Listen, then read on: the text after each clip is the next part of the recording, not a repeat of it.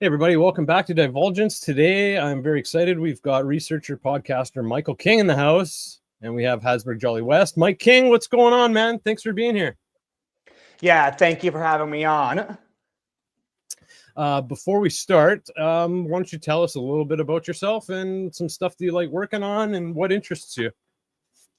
Right now, I'm about to be starting a kind of career that I don't want to jinx disclosing, but I'll pretty much be able to research and make the kind of information that I gather actionable, and it pertains to busting trafficking routes. And that's one of the reasons why I can't give too much information on that, and partly because it's not very safe. But right now I'm holding up the fort doing like temp work. Some of the jobs can be pretty high paying and I can get decent hours, but like it's not really all that steady or consistent. So right now I'm holding out doing that kind of thing, but it's a kind of work where I'm able to have an earbud in, just like turn PDFs to audio and just listen to that and pretty much do research like all day. Oh yeah. So by the way, when it's got really bad snow down here in the south,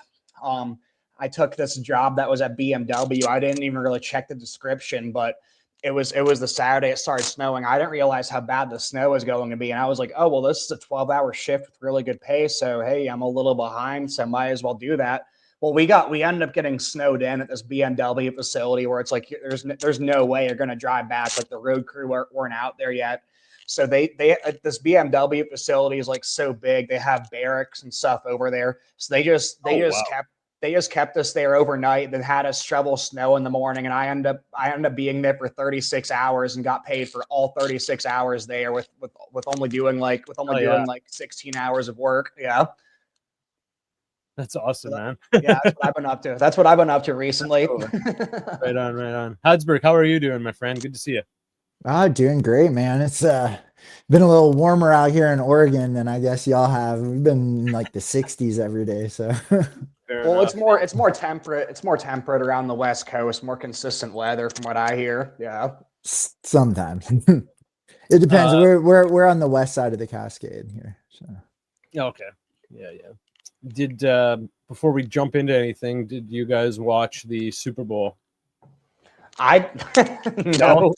I don't really watch sports, but I know there has been a lot of controversies there. It's got nothing to do with the game. Well, I mean, the game was that was a boring game, dude. It was a boring fucking game, man. Like the kicker should have won the MVP, first of all, because it was like or even the punters, because it was all kicks and punts for like quite literally, I think, over half of the game. Neither team seemed to show up there. It was a very defensive game. But yeah, pretty boring. I guess the Seahawks covered the spread, so I guess that's what anybody cares about, right? Fair enough. What was it? There's what was some of the drama that I heard of? There was the Stephon Diggs. He turned his back to the national anthem again. He got in trouble for that before. And now I think on the 17th or around the 14th or something, he's got a court case. They changed it so he can play in the Super Bowl. So that was very nice of him. It's nice how rich and famous people get such leniency when it comes to the law, right? What is it? What is the charge? What I forget actually. I think it was like that's what it was. I think he was choking someone. Okay, here we go. Allegations. The incident allegedly involves Diggs smacking the victim and attempting to choke her with his elbow following a dispute over payment. And that was his private chef. Sounds like a nice guy. Yeah. And then there was one other thing. It's not coming up now. So strangulation or suffocation and misdemeanor assault and battery, felony charges. And there was one, and then he's involved in some other, I think, civil cases. So that's nice. He loses the Super Bowl and might go to jail now. So I can't remember all the other dramas, but obviously, I mean, come on. There was the halftime show, right? Whether you're entertained by the entertainment of it or just how bad it was, you were definitely entertained. But I noticed a lot of interesting symbolisms because obviously you get into this stuff and eventually you realize that you kind of got to pay attention to things like Grammy performances and Super Bowl halftime shows, because obviously they're slipping a lot of shit in there that they might not want you to see. So this woman, who I believe is Puerto Rican, I think she makes that fairly clear. She put out an interesting video summing up some of the halftime show, so I thought I'd show it before we jump into anything. Here we go. I want to talk specifically about the political references in this halftime show that really got me. So starting off, we're in the sugarcane fields of Puerto Rico, just diving right into the historical context of colonialism in the Caribbean, the history of slavery in the Caribbean, the exploitation of our land and our natural resources for the economic gain of the empire. Now we're in New York City, Nueva York. And then Benito just waltzes up to go take a shot with who? Toñita. Who's Toñita? This is a real Puerto Rican woman who lives in Brooklyn and owns something called the Caribbean Social Club, which is one of the last standing Puerto Rican establishments in Williamsburg, which has been a hugely gentrified neighborhood of New York City, which was always traditionally Puerto Rican. She herself has almost been kicked out many times, but refuses to sell. She's an icon of fighting gentrification in Nueva York. Part of the show that hit us Boricuas the hardest, Ricky Martin. Quieren quitarme el río y también la playa, quieren el barrio mío. Y que abuelita se vaya, no suelte la bandera, ni olvide el Lenolay, que no quiero que hagan contigo lo que le pasó a Hawái. Ricky Martin from Puerto Rico just sang a Bad Bunny song saying, I don't want to happen to us what happened to Hawaii. A blatant call for independence and sovereignty and decolonization of Puerto Rico. Then we go straight into this. Actually simulated the problems with our power grid in Puerto Rico, which is a direct consequence of us being a colony, and the privatization of our power grid by the USA. Then Bad Bunny emerges from the fields carrying the Puerto Rican flag, but not just any Puerto Rican flag. This is the light blue Puerto Rican flag, which is the original colors. And this is the flag that they banned. And then we were only allowed to get our flag back when they changed it from light blue to that navy royal blue to match the blue in the American flag. But by waving this flag, this is our original flag, again referencing our own sovereignty. Mi patria, Puerto Rico. Seguimos aquí. And ending it with Seguimos aquí, which means we're still here. Even though you're trying to colonize us and gentrify us out of our own island, Seguimos aquí. So I thought that was pretty interesting. Honestly, I noticed the first thing I noticed, obviously, the first thing I noticed was the sugarcane fields and the slaves and everything. And the first thing that came to my mind was like, okay, so if the artist was black, we would be in the cotton fields, right? Is that what I'm feeling? Like, it's so ridiculous. They can throw that stuff in your face.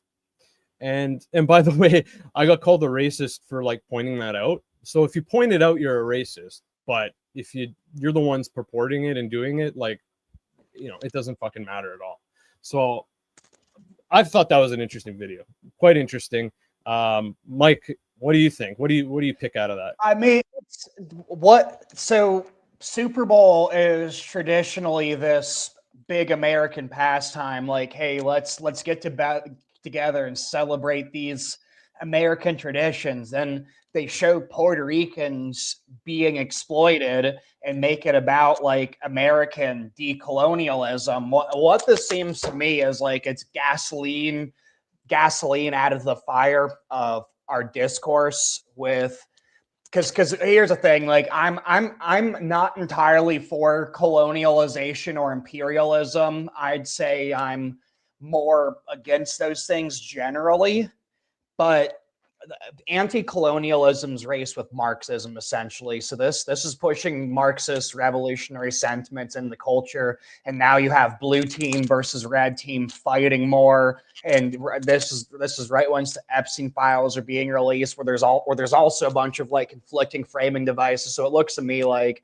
they wanna balkanize the public, have us fighting over things while completely missing the big picture. So that's what I think it's about. Yeah. Definitely. Oh, sorry. Go ahead. No, especially in the context of like having this other Super Bowl halftime, this culture war dialectic, where there were like two different ones, and one was like super patriotic and goofy, and the other one was like overtly critical. So it's America bad, yeah. Go America and America bad, yeah.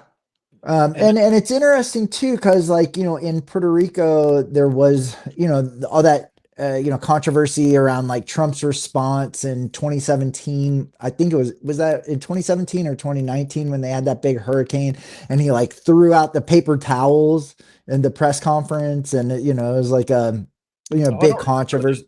Oh yeah, this was like a big thing, like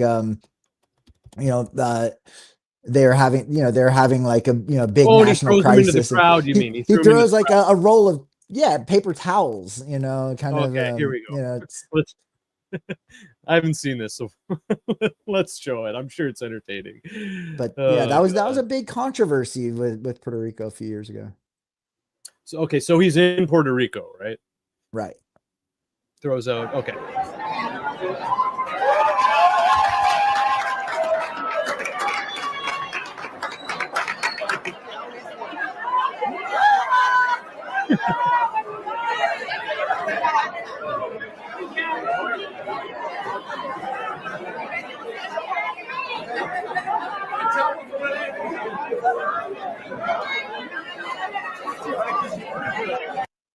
Okay. But, so people were outraged by that a few years ago. What was the specific outrage over that?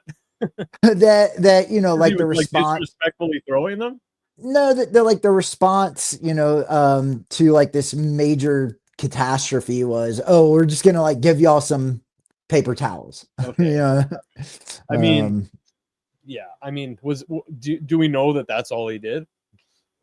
I think that the whole thing was that there was like really delayed response to the hurricane, and that there was a lot of devastation, and that was kind of like fuel for the fire, and there's a lot of like culture war stuff around that. That was in his first term. The culture war around Trump's activity actually I think was worse during the first term, because now it's like we've got so much bull crap going on that like people don't care as much about what Trump does, but it's like Trump could blow his nose and the media would make people outraged about it. It's ridiculous. Yeah. It definitely has changed, like the presentation. It's interesting, like how many times I see articles about like, oh my God, Trump is like delirious and out of his mind and like worse than Joe Biden in this press conference. And I watch the press conference and it's like, what? Like, no, he's fine. There's no news in that. Like it's such clickbait. Or like he'll be. I remember once he was like showing photos of different criminals that were arrested, and they picked on him for that. Like, you like the guy, hate the guy. Let them do their presentations of information to the media how they want. Like, I think the issue is that we should be getting truth, not worried about like, oh, he's flipping cue cards and flashcards up. It's like, what does that fucking matter? And just going back to the Super Bowl, the culture war and the two different halftime shows, and just the hypocrisy. Like, they're making fun of Kid Rock's lyrics, and more than making fun of it, they're calling attention to it, because like he talks about a lot of sex and sluts and underage girls and just greasy stuff. But go translate some of Bad Bunny's things. He's talking about sex and sluts, and I mean, his values don't seem all that much better than Kid Rock's. And you think Bad Bunny doesn't do drugs? Get the fuck out of here. So yeah, that was interesting. Like, just like, it's nice that the Super Bowl's over now, so I don't have to keep hearing about Bad Bunny. So let's get on with the nonsense, right? Anyways, I personally had never heard of him until they announced that he was going to be on the Super Bowl. I heard of him like a few months prior, and that's just because I in a Latin dance group, and they like him because he does Latin music, right? But if I hadn't, then I wouldn't know who the fuck he is either. So interesting choice for Jay-Z to not only push him but double down when there was so much flack, and then put on that display of symbolism is it's wild. So Mike, what have you got for us today? I think you want to talk to us a little bit about like antiquity, going back into like royal and bloodline families, big families, elite families, stuff like that. Where is the best place to start, my friend? Well, it's interesting because we brought up Puerto Rico. Puerto Rico is going to come up later. Puerto Rico is going to come up later with Medici, because the first ever like major crypto bank to come up that's named a Medici Bank is in Puerto Rico, and it's built over like this Jesuit monastery, and Brock Pierce was there. But before we get into that, I'd say where you want to start is late antiquity, because this is where histories can get a little bit obscure. Because Rome, one of the reasons why we have so many histories from Rome is, first of all, because like most of the histories that we have from them are like empire-sponsored propaganda to instill the right martial virtues in the public. It's like if you look at the Aeneas versus the Iliad, it's like it's the kind of values in the Iliad originally were like about love and forgiveness and things like that. But then the Aeneas was rewritten to be about like revenge, valor, martial virtues, and it's pretty interesting because Virgil, who wrote the Aeneas, he was pretty much being dictated by Augustus to write it. So Augustus, in a way, was like the ghostwriter for it. And then towards the end of Virgil's life, he was like, hey, cast the Aeneas to the flames. I don't really like it, because he's like, hey, this is being used to fuel a war machine, right? He's probably like, I'm on my deathbed. I don't feel too good about that. And Augustus is like, nah, it's fine the way it is. But yeah, like the reason why I'm pointing that out is because like you don't want to take Roman history at face value. It's like you're gonna get some basic facts right, but a lot of the framing is going to be pretty off, and it's because they're using the exact same kind of population control, dialectics, perception control, cultural manipulation. You're using those exact same kind of methodologies that they're using now, and it would be like, oh, hey, we're coming into your area. Here's our legions, but oh wow, you have a god of war. So do you. So do we. You have a fertility goddess.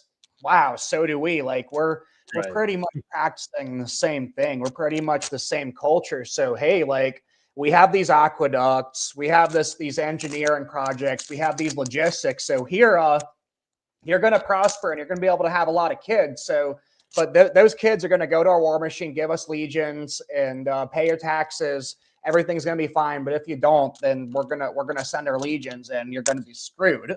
And that kind of model of conquest isn't really sustainable for the long term. And I mean, Rome, people, there's a lot of myths around the Dark Ages and stuff. And one of the ideas that like Rome was kind of about like science, and it's in a lot of ways they had these innovations which were ahead of the ancient world. But when they started using this for conquest, they really stagnated. It's like Rome didn't really have any serious innovations for like 1,000 years.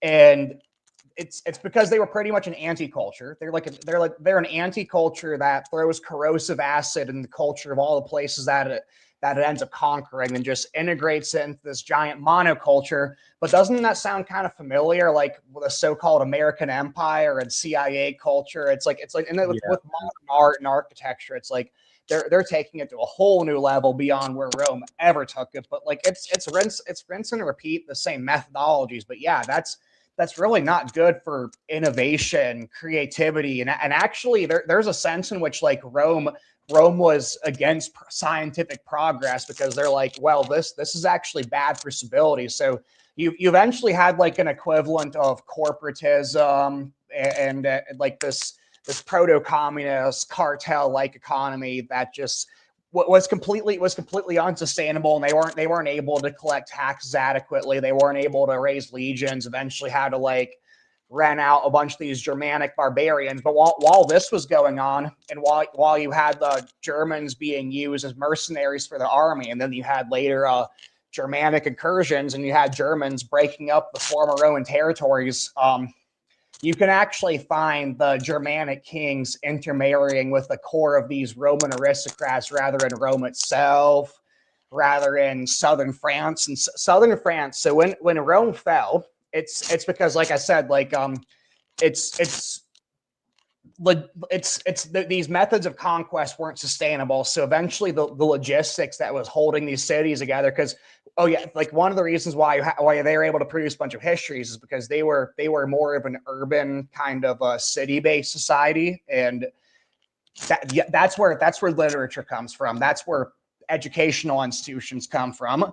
So the places that suffered the least deurbanization would actually be in France. So I've posted genealogies where you can trace Charlemagne back to the House of Piso, who was Caesar's wife's father, as well as Augustus' daughter. So Charlemagne, who's a major dynastic bottleneck for all the European royals, he's literally descended from like the core of the Roman Empire. So back to what I was saying, like there's this popular idea where it's like, oh well, you know, if Rome didn't fall, like look, they had these early versions of steam engines, something you can compare to steam engines. Oh look, they had something that could be compared to a computer. It's like you could look it up. Caesar did have like this proto computer, and it was used more for like really? navigation and things like that. But there's this idea that if Rome didn't fall, we would have had all this scientific progress and we'd be on Mars by now. But actually, like if you actually look at innovations, you had more innovations happen right after the fall of Rome in the early so-called Dark Ages. It's like so it's like I said, also you didn't have all these roads connecting all these places where you had these advanced logistics. Like a lot of the trade routes did fall apart. You did have mass population decline, but a lot of that was in the 500s. So part of that's because you had Justinian's plague. You had a lot of natural disasters causing famine and things like that. But after this, it's like you saw a lot of hill forts being built because since you don't have Pax Romana, you have a lot of these splintered proto-nation states fighting each other. And I'd actually say that right there is why Europe end up running the world, though, because you have all these places competing against each other. You have all this competition, and that pushes innovation. Whereas like after China's empire fell, it's like you might have new people groups taking things over, and you might have some competition between ethnicities, but overall it's like you have one giant monoculture that just absorbs barbarians being replaced by another. So like with China, you just kept having barbarians being absorbed and integrated into the military. Where with Rome, the barbarians came and splintered apart these different competing kingdoms. And I'd say actually that's why Europe ended up running everything and China didn't. But when China looks over at us, they're like, we've had 4,000 years of continuous civilization. You guys over in the West are a bunch of upstarts. So like they look at that and they think it's a bad thing. But I actually think it's the other way around.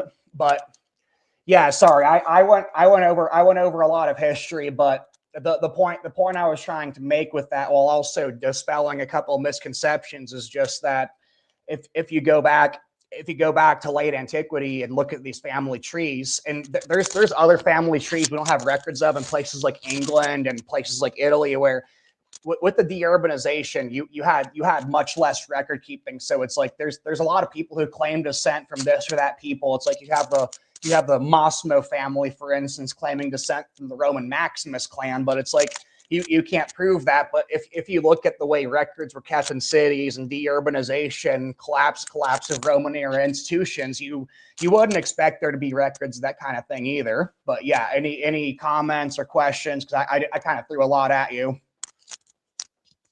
No, keep spitting, dude. Oh, my Like friend. we're getting there.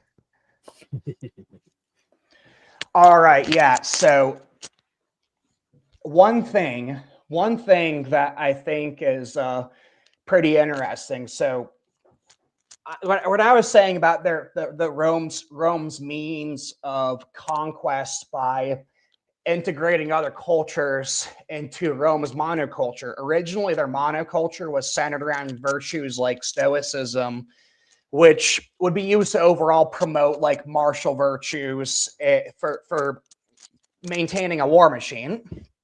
I'd say so. Edward Gibbon argues that Christianity weakened these martial virtues. I think he overstates that case a little bit because like um, Eastern Rome was able to maintain military dominance, and they actually innovated militarily. It's like Rome for a while didn't have cavalry and archers, but the Eastern Roman Empire was able to integrate that, and they ended up being pretty successful until you had the rise of Islam. But it's because there were a lot of these cultural variables where their Christianity created this strong in-group preference, and they had a lot of these like heretic sects come up, and later on Islam, like a lot of these external threats where Christianity was used to unite them. So the idea that Christianity is completely incompatible with martial virtues isn't, I don't think it's all that.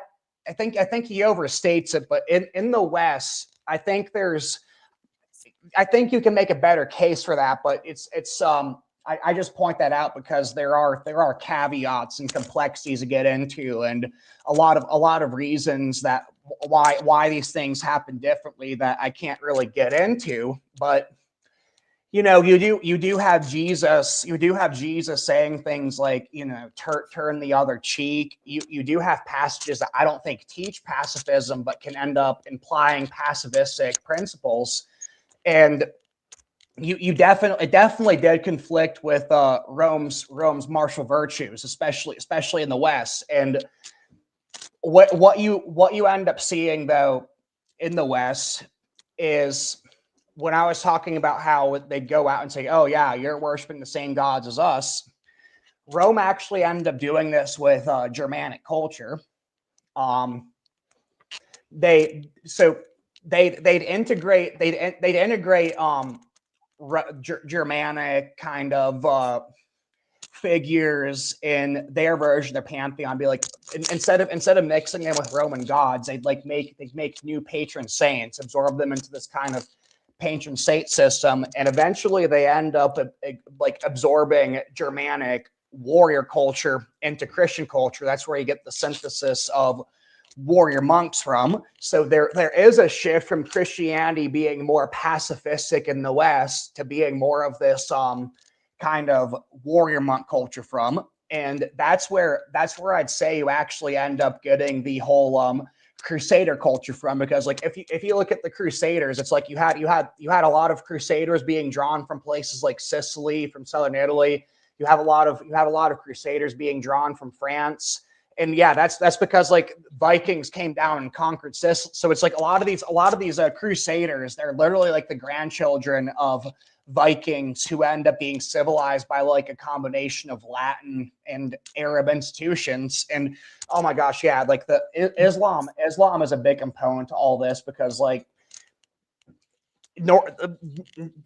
Germanics end up creating the university system in the West, but they got it from they got it from Islamic culture, and Germanics would end up taking Arab last names to show, oh, look, we have academic prestige. We're well studied. Well, because Arabs and Islamic culture were actually seen as like the highest sophisticated culture at the time, and they were definitely more advanced than Western Europe at the time. Like, and I think one thing that can happen a little bit is I think people overstate how authoritarian the early Middle Ages were.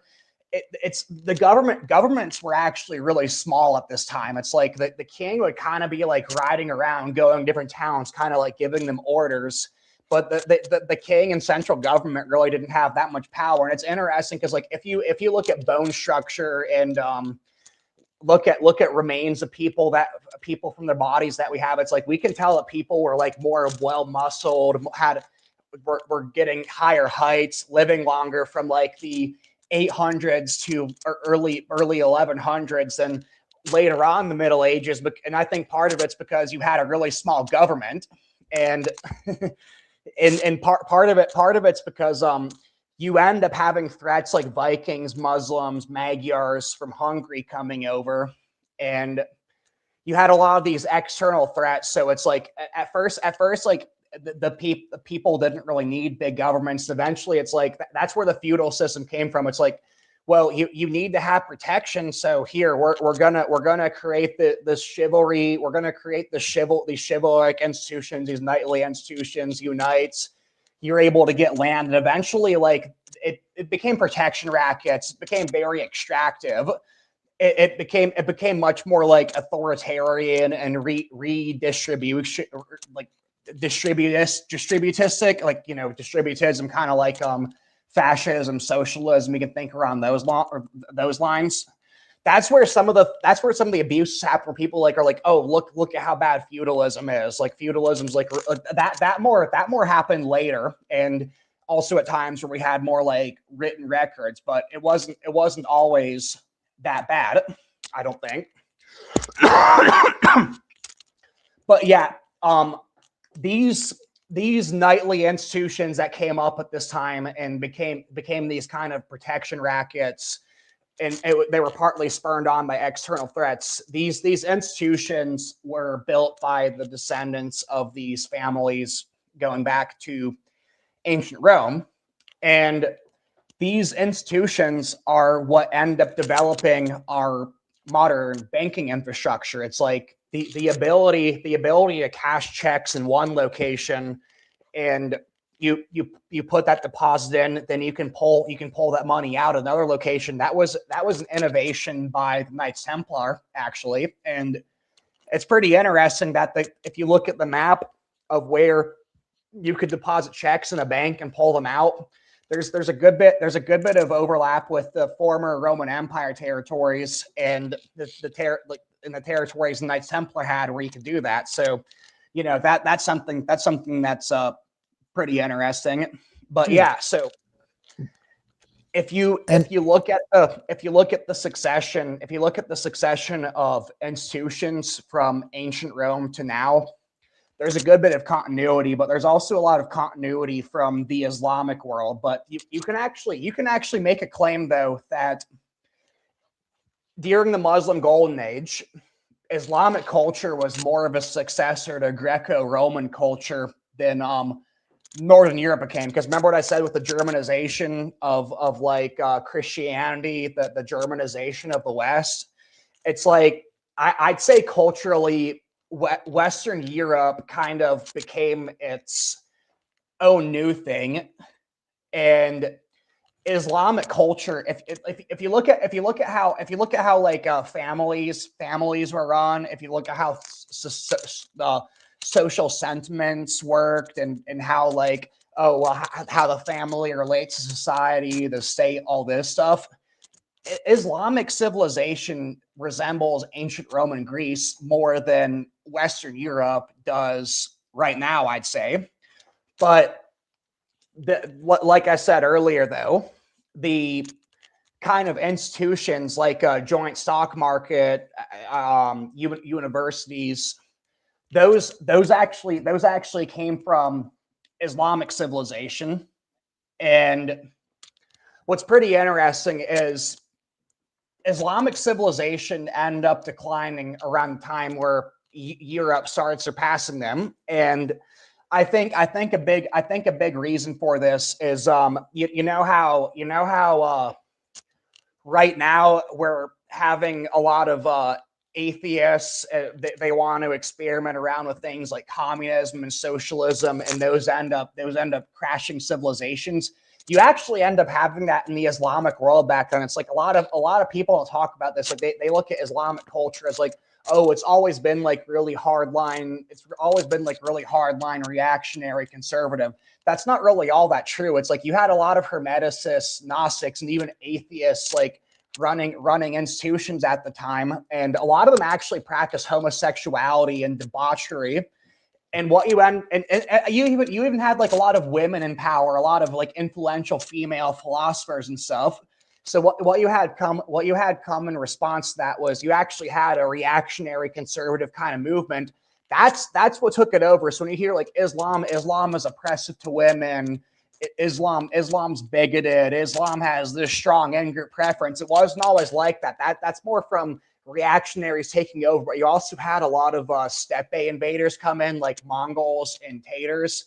And what's interesting about the steppe, like the steppe would be the whole Central Asia area. It's this kind of like nomadic frontier culture. But what's pretty interesting is that it either goes in the direction of extremely authoritarian or they become super liberal. It's like, because one of the reasons why America became what it is because we came over from these colonies and there was a giant frontier where we could expand in. Like I'd say that made us even more liberal than England was, right?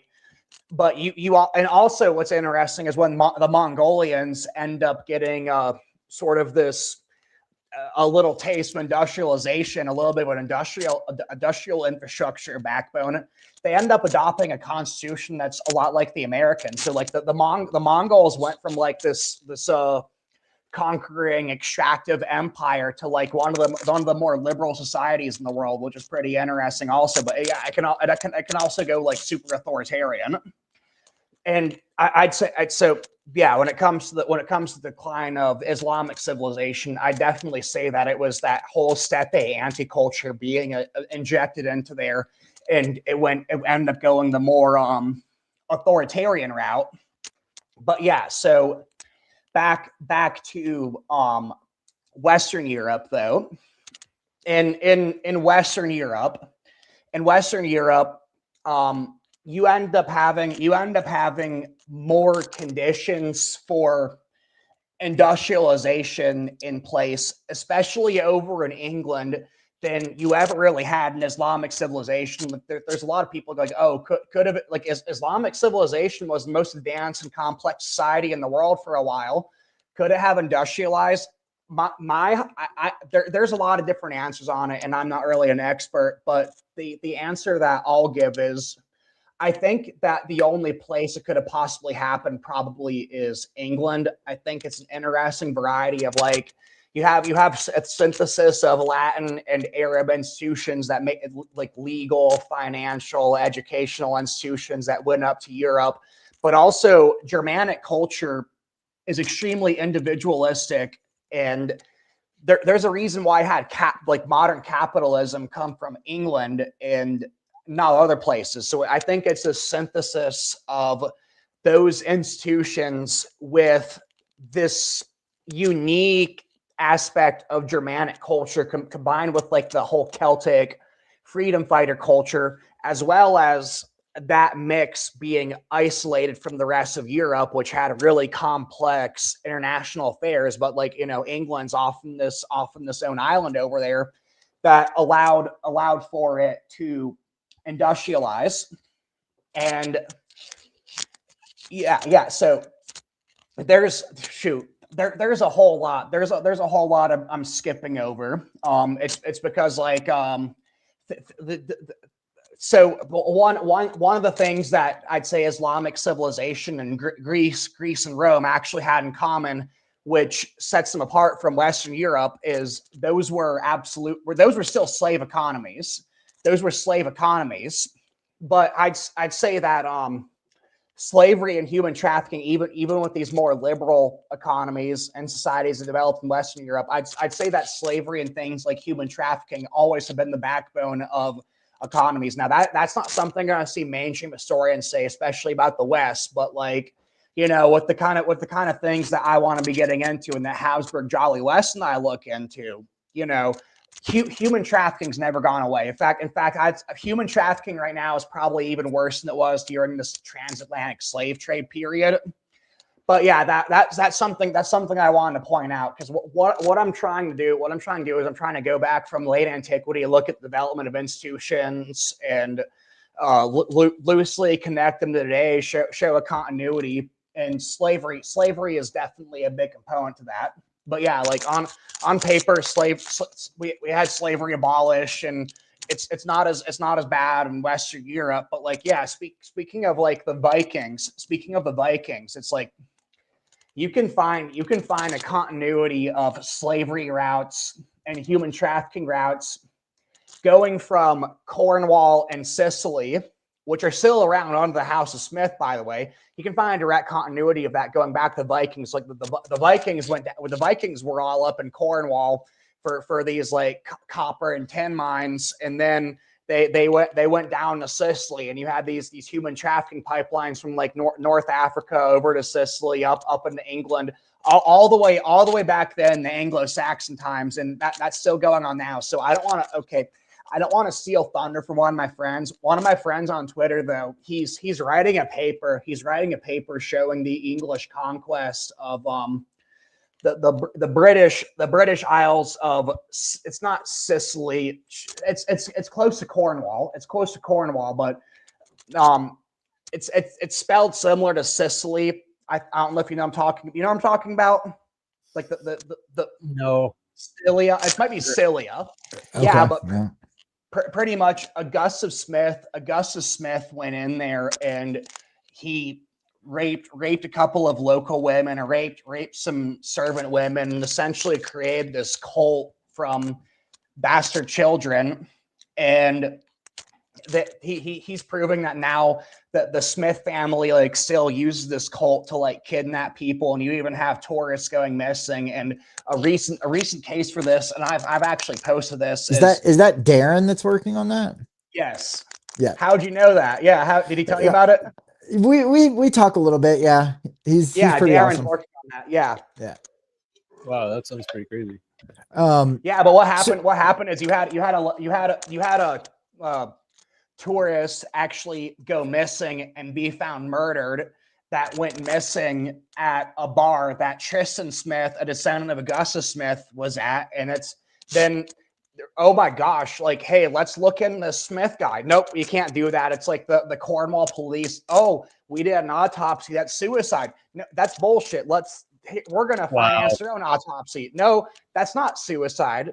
Okay, Cornwall police, look into this. The Cornwall, no, we can't do it. We already had our autopsy.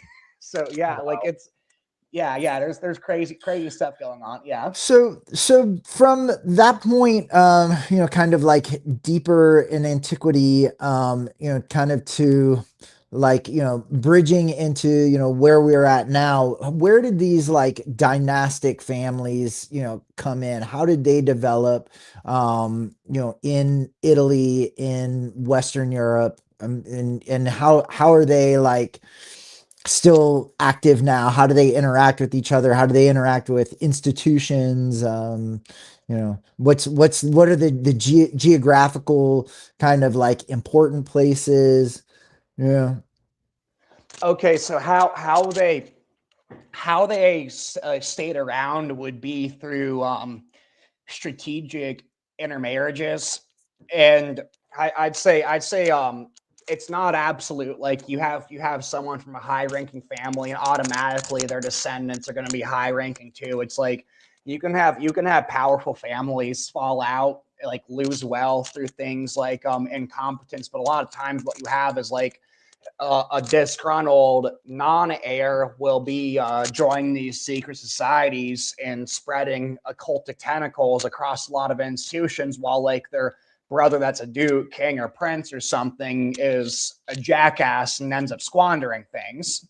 And but what's so Habsburg was like lesser nobility that end up marrying into larger nobility, and because they were really competent and methodologically sound, they were promoted to bigger and bigger levels of management. But also, one of the things they did is they'd marry into wives of more wealthy families, but a lot of times the wives would end up dead.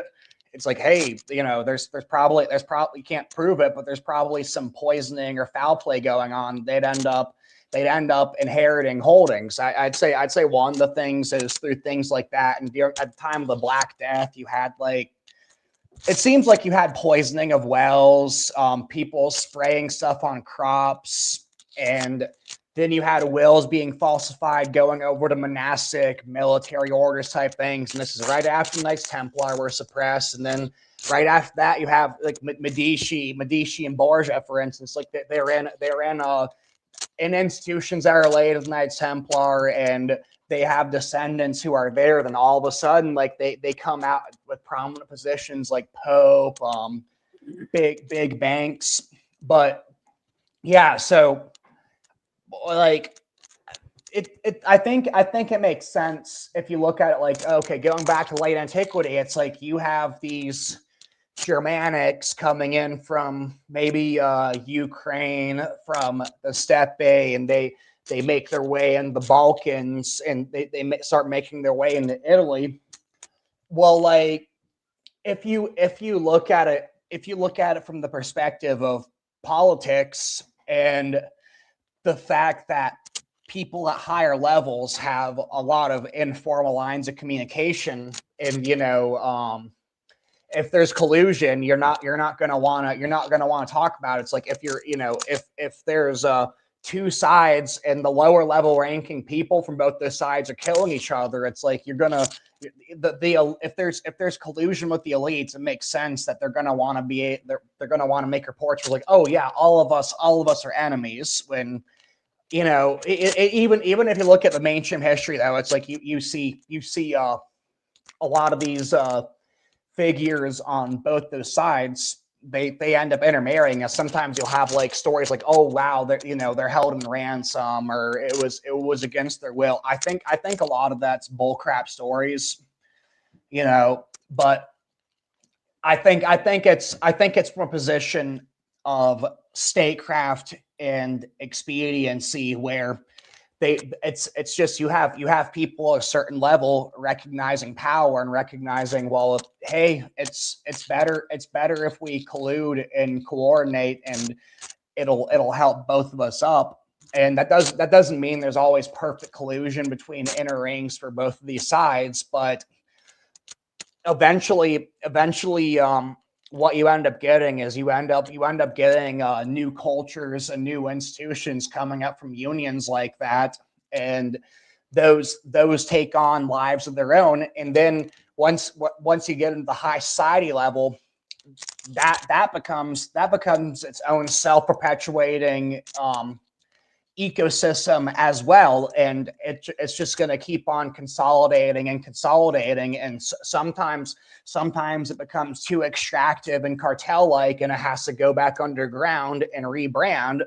But what it seems like what they're trying to do right now is, it seems like around the time of the French and American Revolution, they were like, shit, we're gonna have to rebrand and go underground, or we're all going to be lynched. So it seems like what they did is like, okay, well, we're going to have backdoor these institutions, and we're going to give these societies middle class and really big economies, and we're going to try and leech off that and create this technology. And like you even see this, people like John Dee and Francis Bacon kind of like planning this out to a certain extent. Like let's have spies. Let's have spies in these other areas that are supposedly independent, but let's scope out their technology and integrate these innovations to become masters of the universe. That's the kind of language that Francis Bacon uses. But what I think they're trying to do with this is give enough freedom to allow surplus production, because surplus production and good economies do correspond with freedom. but then once that like things, new variables like AI and robotics are going to allow for production without freedom. So what I think they want to do is create a kind of ecosystem with AI, robotics, 15-minute cities, smart surveillance, smart cities, all this bull crap. Cryptocurrencies. Yeah, to where that becomes the new lever to where the cartel can just be a cartel out in the open and control the population, keep the population at whatever level it wants. And the ultimate goal is to insulate the cartel and that more elite ecosystem from any consequences, where they can pretty much just do whatever the hell they want. That's what I think they're going for. So, like a lot of the research that you do is into, these bloodlines that are like active, that we're starting to see, like, on social media and things like this, that they're kind of like starting to show their hand and like, demonstrate like who they are. You track a lot of them, and like who are the real like players right now that are kind of emerging, as kind of being these, cartel operators, I should say. Bourbon, definitely, like, the king of Spain, the king of France. Well, he's technically not the king of France, but it's like, you have the king of France, Louis the 20th, come out and saying, "Oh my gosh, France is entering in the crisis, and I'll be glad to step out as king." You have the Medicis, obviously, with Lorenzo Medici and these social media knights.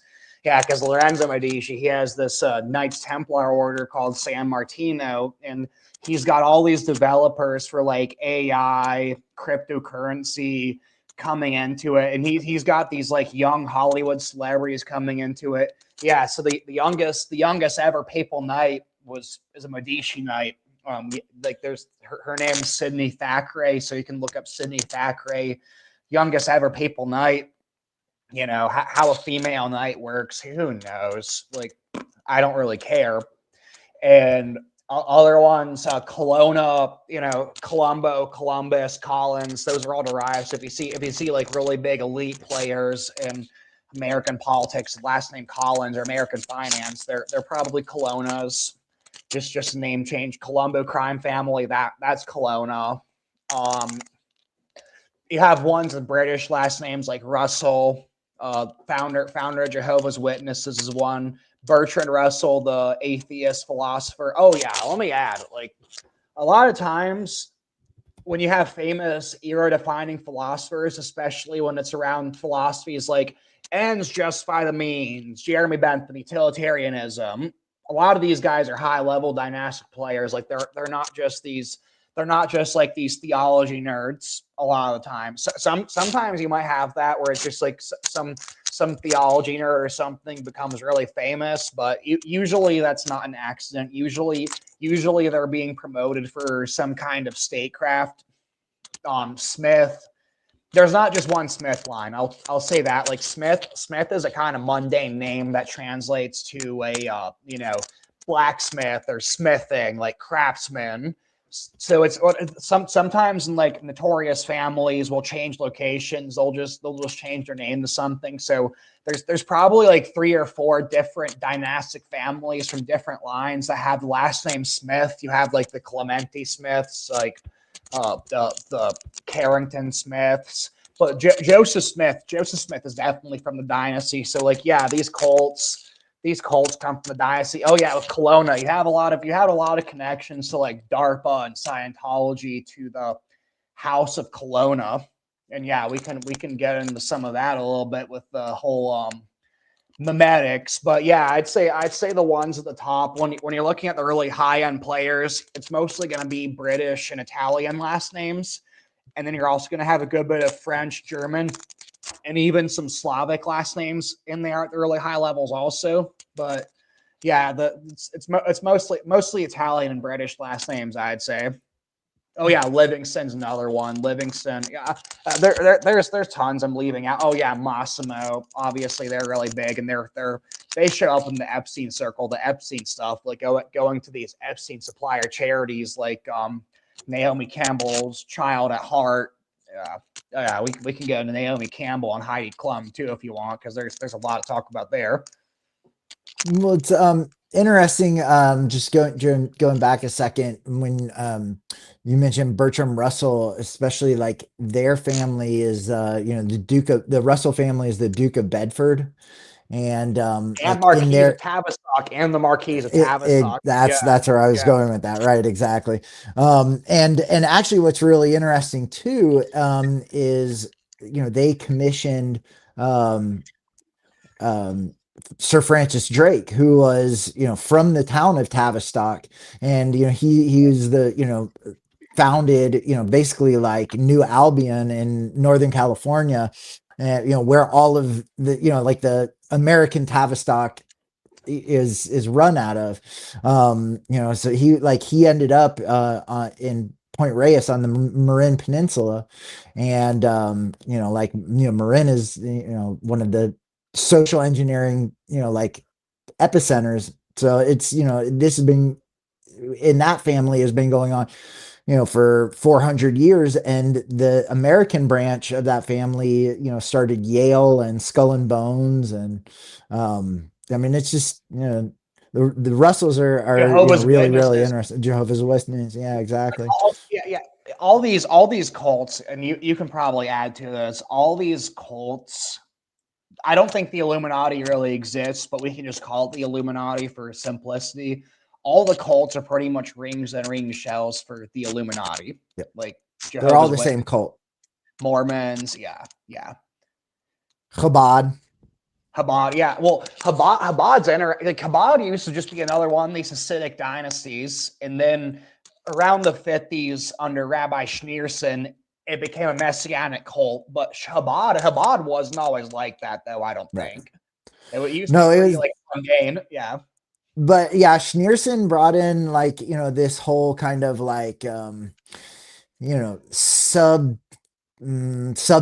of like aliens, ancient aliens, stuff that really like corresponds with Scientology, stuff that corresponds with like the inner Mormon doctrine, stuff like this. It's really interesting, and a lot of folks like don't realize how big that plays in with Chabad, and that they're really like a ancient alien cargo cult like these other organizations. Nation of Islam has right. that mothership. Right. A lot of people like think start like the sci-fi elements come with Yaku, but like Nation of Islam has the UFO stuff in there too, and like they merge with Scientology like 2011 and 2012, where you had like 700 key Nation of Islam become Dianetic odders, and Dianetics, that's pretty much an application of neurolinguistic programming, where they say like, oh, we're helping you get rid of your body thetans or body it's such nonsense. Like these leftover souls of these bad guys, or these guys who are imprisoned by Zenu and then chained to volcanoes where they dropped hydrogen bombs on it, and then their souls were sucked up by electromagnetic vacuums and trapped into a Gnostic prison of bodies and reincarnation. Like and supposedly the Dianetic odding is supposed to help you get rid of those and free your body, but it's such nonsense. Well, and they're also using the e-meter and using like electromagnetism, in their whole process, combining it with the neurolinguistic programming. And that's kind of like the kind of like secret key, I think, is whatever those e-meter things are actually doing Right. in the process. What do you think the e-meters are doing? I mean, really? I mean, I don't know. I've never used one, obviously, but I mean, they do, send like an electric current through the body, while somebody's being like, programmed neurolinguistically. Right? They're being conditioned. They're also being like, forced to, like go back, like go back through personal memories and like do all this like, confessional stuff. And, so there is some kind of, physiological response to those electric currents that is a really key component, like obviously. But I don't know, I'll never hold the cans personally. Not those Yeah, I'm ones just anyway. grabbing some water. Yeah, man, no worries, no worries. Yeah, those machines kind of creepy. I mean, you think they could be reading things as well, body levels, temperatures, heart rate, Right. knows what else, right? Right. I mean, they're definitely monitoring, some kind of feedback from the body too. Yeah, Because they I would do think have so. like the readouts, but yeah, it goes both ways. I mean, it's transmitting some kind of frequency and it's receiving data at the same time. Whenever you get ready, Mike, like since you did mention Prince Lorenzo, and you done a lot of great research and it seems really topical, with what's going on now. We did the intro with the Puerto Rico halftime. Like, can we get into it? Medici Bank and what we've uncovered in the last couple of weeks.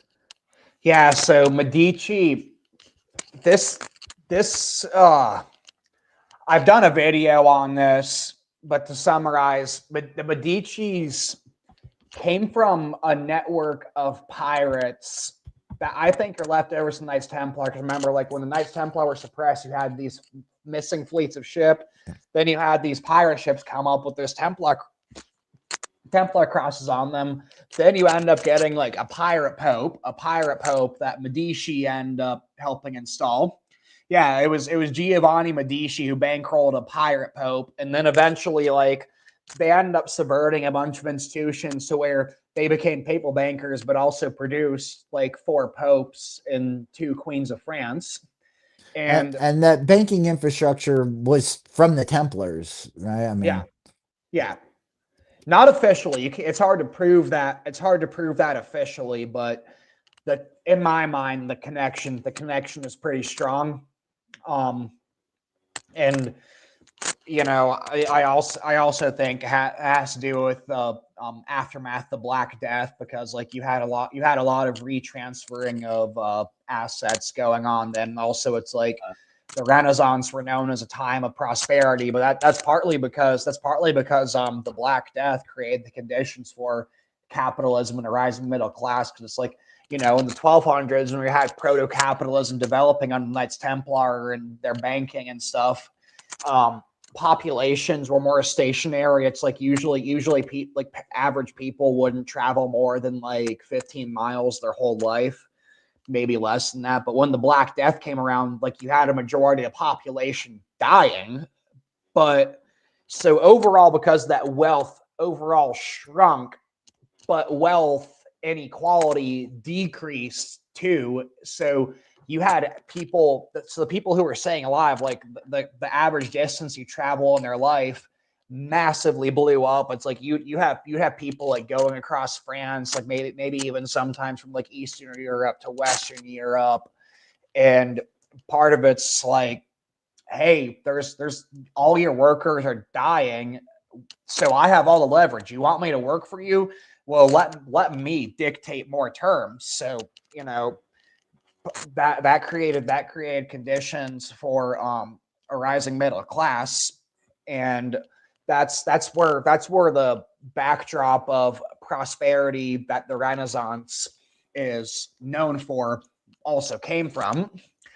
Because like once you have those conditions in place, and then once the plague and a lot of these really bad conditions and really shitty things people in the 1300s had to deal with went away, it's like you're gonna have creation conditions for a better economy, for population surplus. So I'd say that's partly where the Medici banks came in. They innovated double end bookkeeping, and that's the kind of thing they're famous for. But I still think they were fudging numbers and playing mafia game. Obviously, they're playing mafia games. It's like Ottaviano wanted to shut down the show Medici because they they depicted the Medici family as like running mafias that were active all over Europe, and that's because it's like real history, and he didn't really like that much.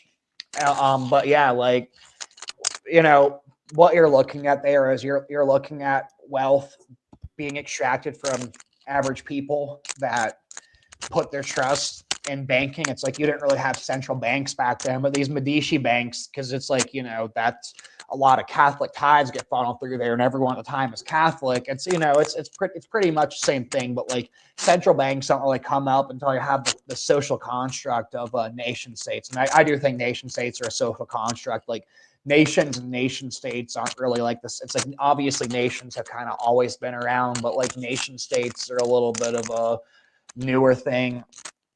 But yeah, like that Medici is known as bankers. They're also known as very corrupt and having mafia-like tactics.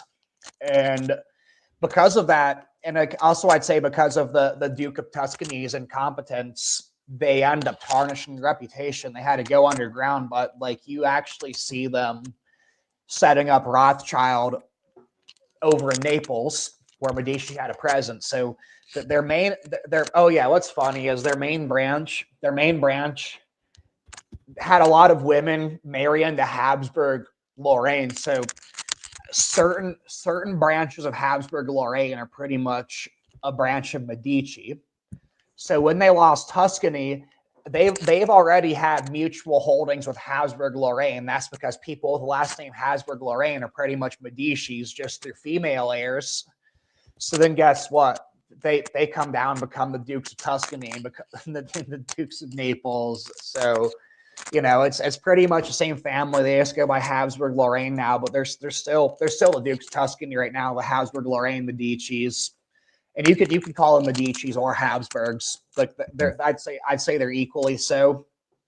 They actually have a pretty Italian phenotype. I'd say like mixed Germanic and Italian. I've posted pictures of them. My ex. If you look up Tuscany and look at latest posts, you'll be able to find these guys.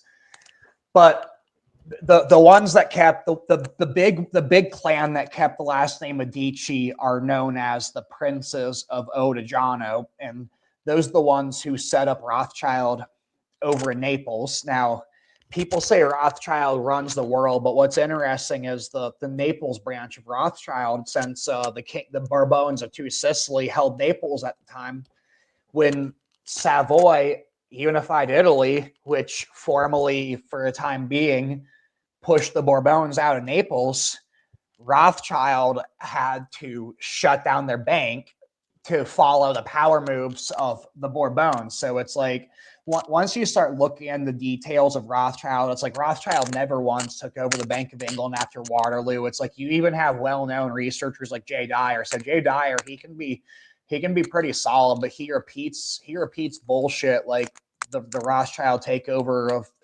banks after Waterloo, where like because like, you know, you have like claims like Rothschild was over at the Battle of Waterloo, like, even present at the battle, and it's a lot of like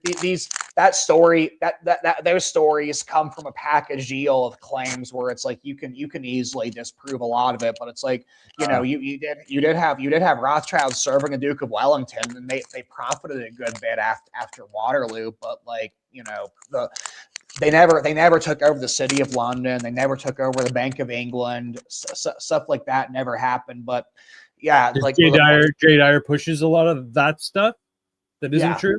Oh, that's too bad. Yeah.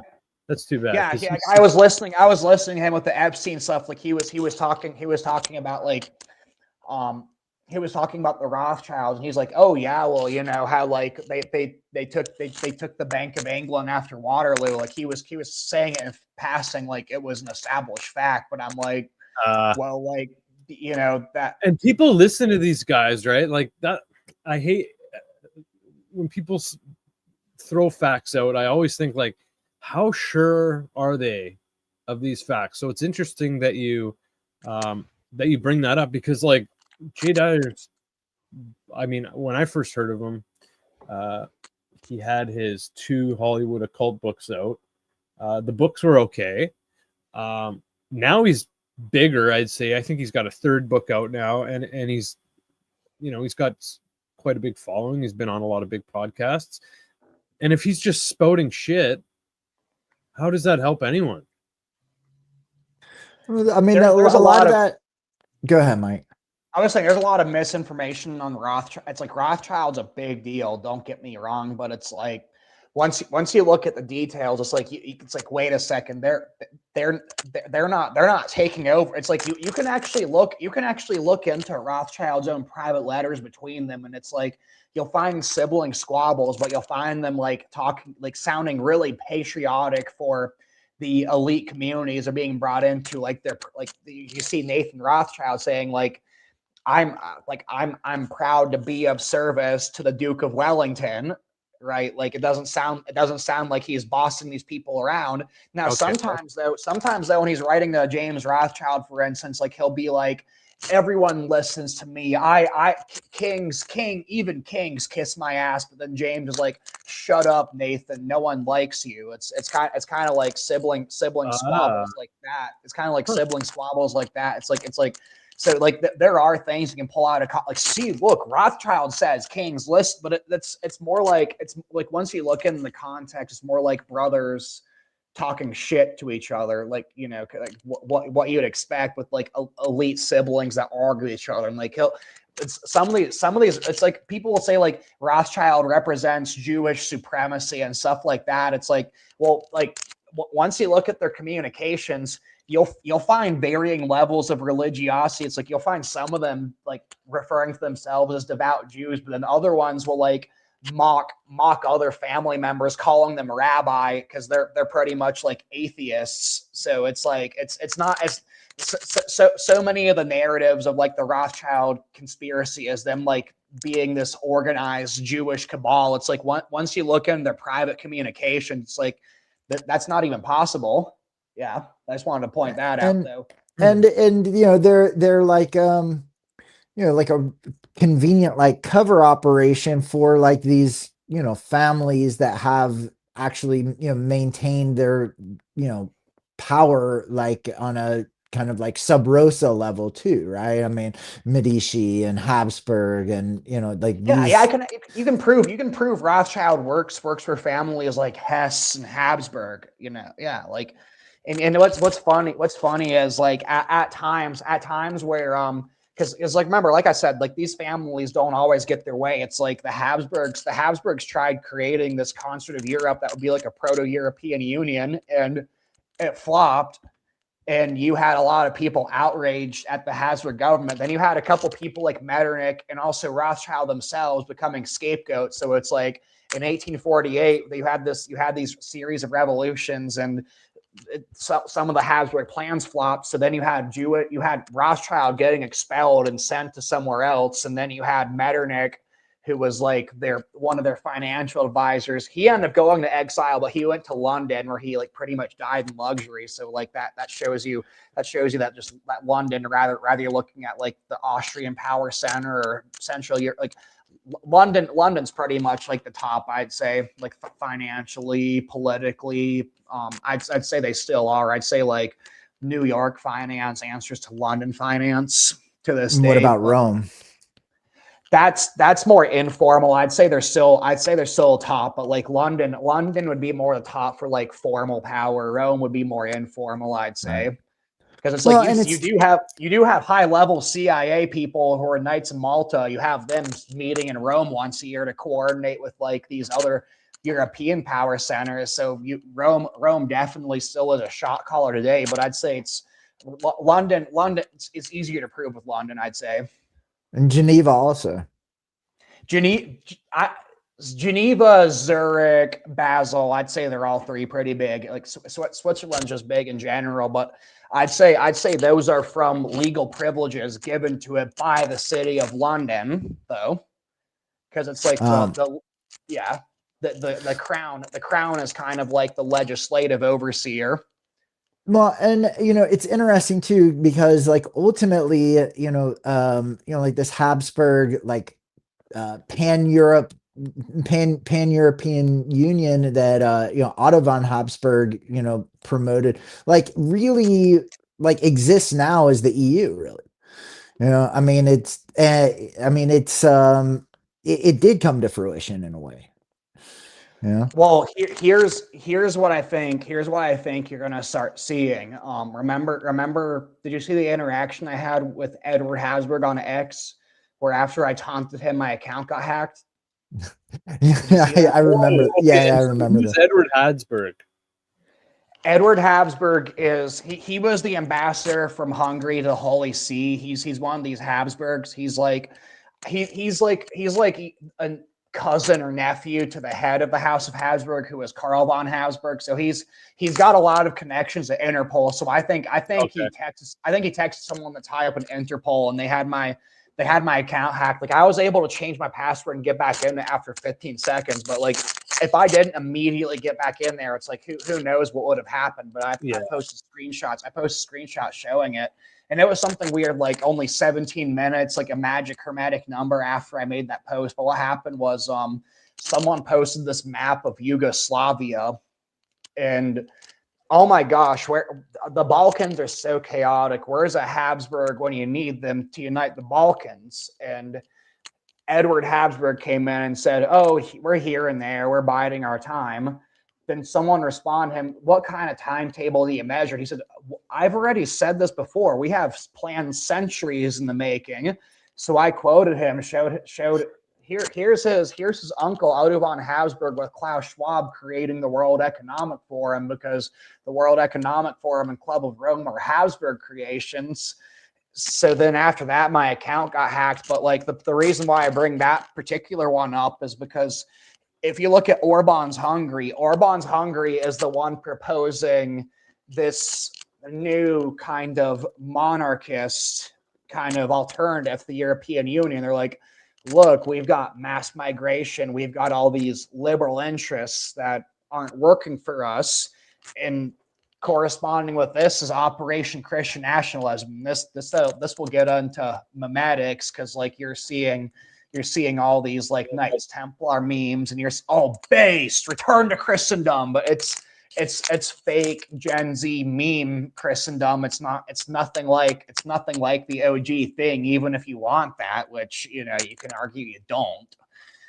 But yeah, I was just saying this. It's like what I think's going to happen. Just prediction is you're going to see a kind of like new Austria-Hungary. It's going to be like Hungary, and then you're going to have similar territory to Yugoslavia get lumped in there. I think when you start seeing this codification of the world into these like 10 districts or power blocks or economic zones, I think it's actually going to start the Habsburg heartland, the new Yugoslavia, and then when that model's going to be exported to a lot of places. Maybe it's like you're going to have that North America, like Puerto Rico, America, Canada, Greenland, that'll be a block, and South America is another one. Like I'm sure, like Chatham House and the Club of Rome, which is Chatham House is the English crown, and Club of Rome is Habsburg. You'll see them put out these like varying maps where it's like carving up the world into power blocks or economic zones. It's usually 10 places, but the way the 10 places are cut up can differ a little bit. But yeah, you wanted to say, I think it's going to start. I think it's going to start with the Habsburg heartland. That was what I was getting at. Yeah. No, I think you're right, and I think that what's really interesting, since you mentioned this kind of like neo-Templar, Christian nationalist movement that's being seeded on social media. I mean, it's a social media based memetic movement. But Otto von Habsburg was funding the Dignitatis Humanitae Institute, which is like really one of the kind of like places that this has been seeded from, right? And where like they were planning with Steve Bannon to open up this kind of like training facility in a Italian monastery. That was all DHI, and Otto von Habsburg was funding that. At the same time, he was doing the whole pan-European Union with Kalergi, and all of this kind of like liberal, is a real dialectic there that he was orchestrating in his lifetime. And, so just making that point that it seems like it's really both parts. Dude, okay, so Hess, and Caligari, they're both kind of like deputy nobility, lesser nobility that answer to Habsburg, but they're like Caligari is Bohemian and Hess, they're like Southern German. None of them are Jew. I find memes calling both of them Jews, and like you'll find made up quotes. So Caligari did say that you're going to see mass migration. You're going to see the European phenotype transform into something that looks ancient Egyptian. Like that's a real quote, but like they'll say us Jews are bringing all these minorities in and we're going to destroy races and mix races until it's only Jews left. For us, it's a made up quote. And then they'll also say the Jew Count Caligari. He's not a Jew. He's like, right. It's like no, demonstrably not.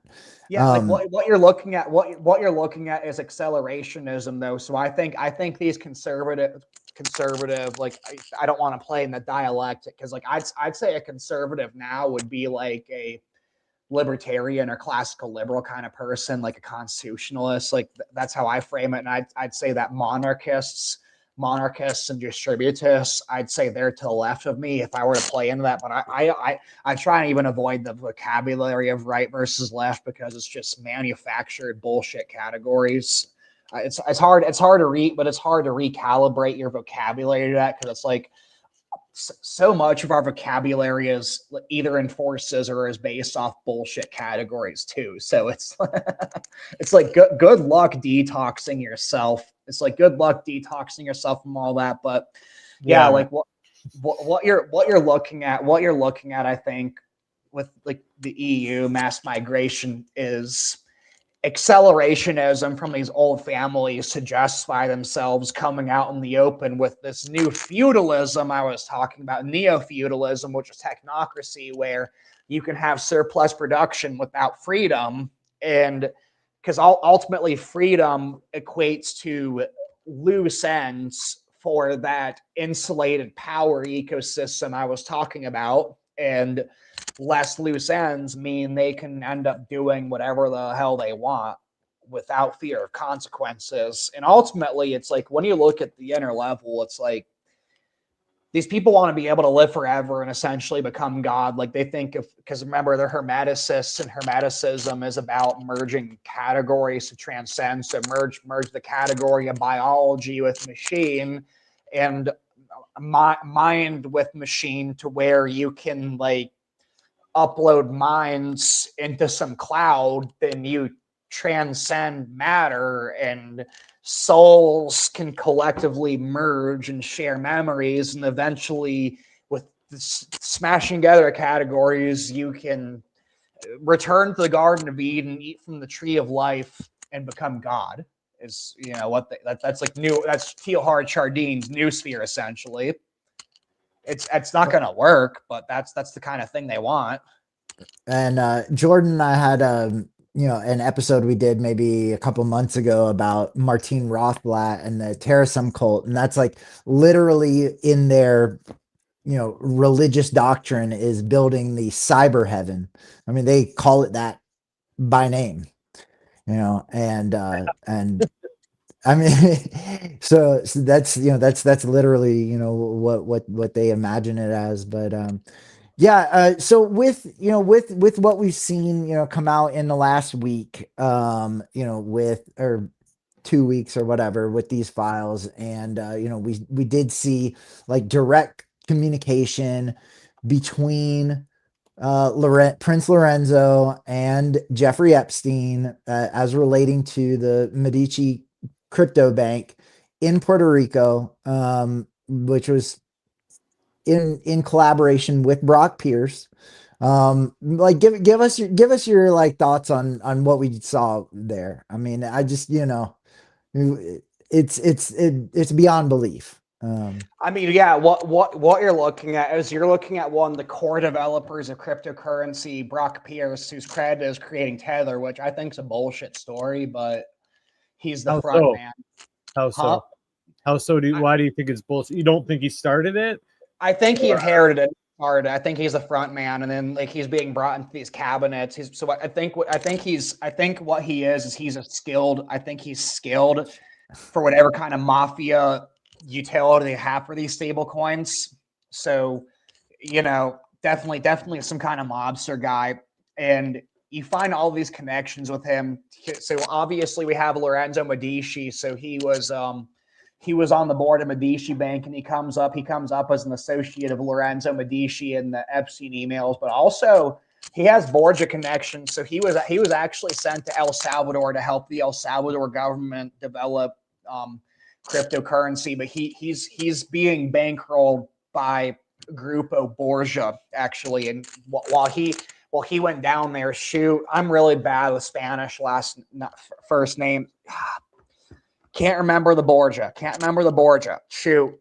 But there was a Borgia. There was a Borgia though that while Brock Pierce was down there, he was bankrolling like these kiosks that can dispense and deal in cryptocurrency. But the point I'm getting at though is that when you look at these Renaissance era families that you can trace back to late antiquity, which you can trace back to Roman emperors, and some of them you can trace back to like Babylon, Canaan, Egypt, the pharaohs, whatever. Brock Pierce is associated with those families. And what's interesting is in the Epstein emails, you see chats that Lorenzo's in where and Brock Pierce is mentioned in these chat rooms too. He was part of this den trafficking cult. So he was probably trafficking minors. He wasn't convicted of that, but he was convicted of grooming and molesting boys though. So he got a wrist slap for that. Didn't really get in much trouble, but like that's probably only a tip of the iceberg of the kind of stuff Brock Pierce is getting. So, but you definitely have a human trafficking association there. But one thing before the Epstein emails came out, I was speculating on social media. I'm like, well, wait a second. Epstein was in the Academy of Arts. Epstein gave a keynote speech at the Warhol Memorial. It looks like Epstein actually inherited trafficking routes from Andy Warhol. Andy Warhol's art looks like shit. It's bullcrap, but he's selling them $8 million a pop or something. This it looks like Epstein inherited trafficking routes from Andy Warhol, and that these art transactions are covered for human trafficking. I bet that's what Lorenzo Medici is doing too. I didn't have proof for that, but the email and the Epstein leaks that actually came out because in the chat room with Epstein, they're saying, "Oh, buy art from Medici, buy art from Medici," and then when they're saying that, they're posting blurred out these are redacted pictures, but they're posting pictures of little girls in there. So it looks like the buying art means get supply. Yeah, get supply from and Medici. But just when I was talking about this Medici post on Instagram, I got invited to a pre-Grammy, because remember you had pre-Grammy parties, which is very exclusive A-list celebrity invite, and it's kind of like Diddy parties essentially. Yeah. They're not always same thing going on there, but they have an art exhibit, and Lorenzo Medici's going there, and he put in his caption, "And by the way, we're keeping things very discreet." So it's like on his social media, he posts so many like allusions to trafficking and these kind of like weird activities. And when I started showing screenshots from him, he locked his social media account, so now the public can't see it. So I made him lock his account. I know he sees my stuff and reads my posts. And you remember we saw the picture on there of him and his daughter in front of the wax statue of Warhol doing the Osiris Risen. Yes.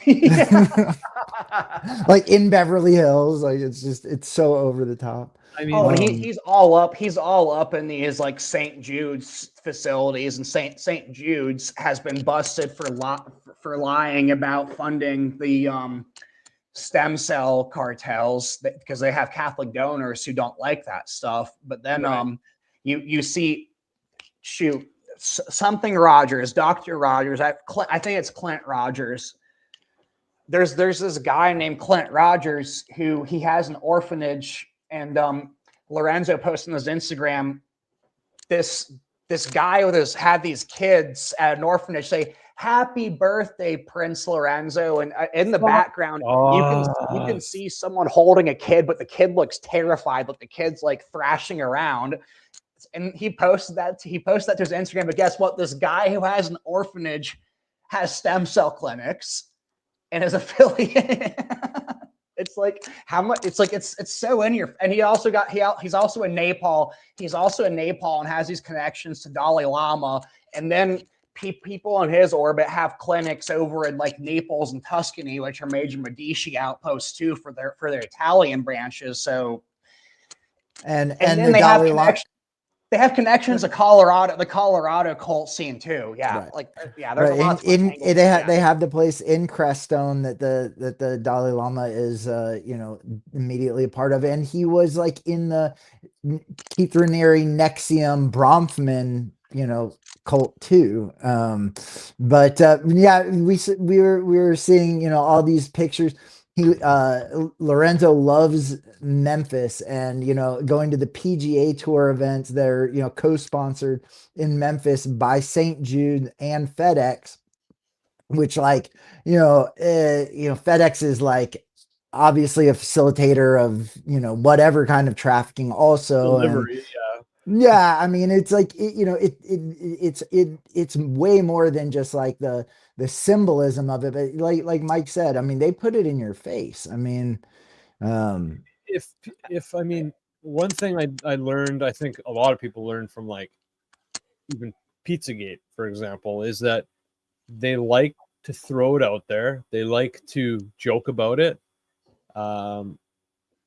Like just thinking of some of like the tweets I've seen, if they're real, which I think they are, from like Chrissy Teigen, or like Courtney Cox has a really questionable tweet out there about I can't remember if it was cannibalism or young girls or something, but very, very disturbing tweet.